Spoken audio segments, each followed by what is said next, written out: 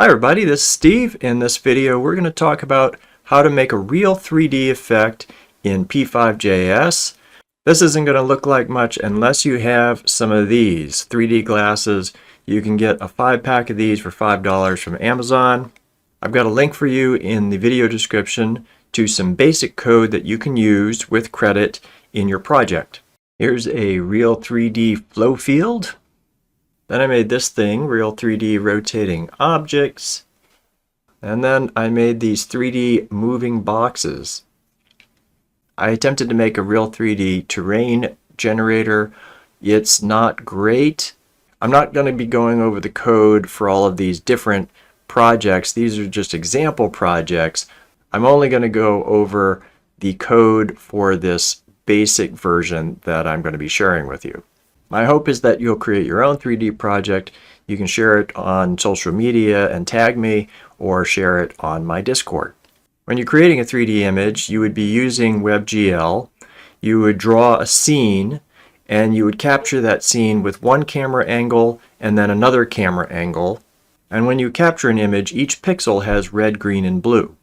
From the left side, the left camera angle, you're going to use only the red of that image, and from the right image you're going to use the green and the blue from that image. And that's all there is to it. The reason you're capturing the left and the right is because you have two eyes, so that's how you get 3D in real life. I'll go over this code. If you aren't familiar with p5js and coding at all, I have an introductory series on that. If you aren't familiar with WEBGL, I have a specific video introducing WEBGL. This also uses a shader, but you do not need to know shader coding in order to use this. I am going to go over that code very briefly, just for those who are familiar with shader coding, how it works, it's pretty simple. I am planning to do a shader coding series in the near future, but if you want to get a jump on that right now, Barney Codes, it does an excellent job introducing shaders, and I'll leave a link to his channel in the video description. So looking at this basic code, this is getting the shader set up. Then we create our main canvas in WEBGL, and this is because we're going to be using the shader coding that we need the WEBGL main canvas. The drawing itself is going to happen on two buffer canvases. So we're going to create two buffer canvases, one for the left, one for the right. And both of those are WEBGL because we're going to be drawing in WEBGL. And I've actually got two versions of this code. One of these versions uses this canvas left, canvas right, and the other version uses an array of canvases like this.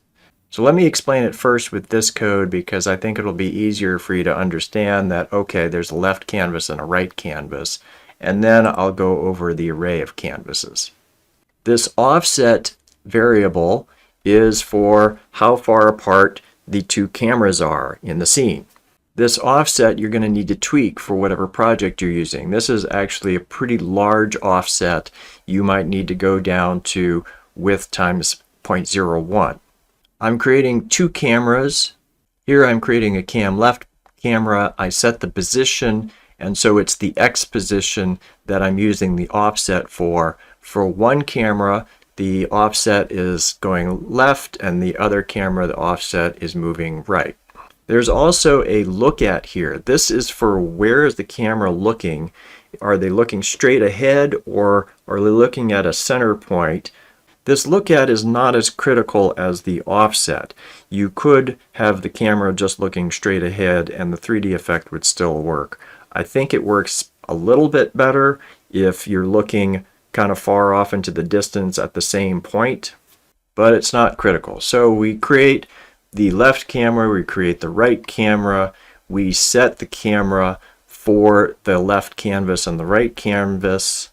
And then we get to the draw loop, and this is where you're going to be adding your code. Whatever it is, it's nothing unusual. It's just a 3D scene. Just remember, you have to draw everything twice, once on the left canvas, once on the right canvas. The only difference between the two drawings is the camera. So once we finish our drawing, then we need to send the two drawings to the shader. So this is sending the left canvas to the shader, this is sending the right canvas to the shader, and this is calling the shader, and then this rectangle is giving the shader something to draw to when it comes back from the shader. So now we're done with that. Let's look at the better version that uses an array of canvases. So we've got our canvas equals an array, and canvas 0 create graphics, canvas 1 create graphics instead of canvas left and canvas right.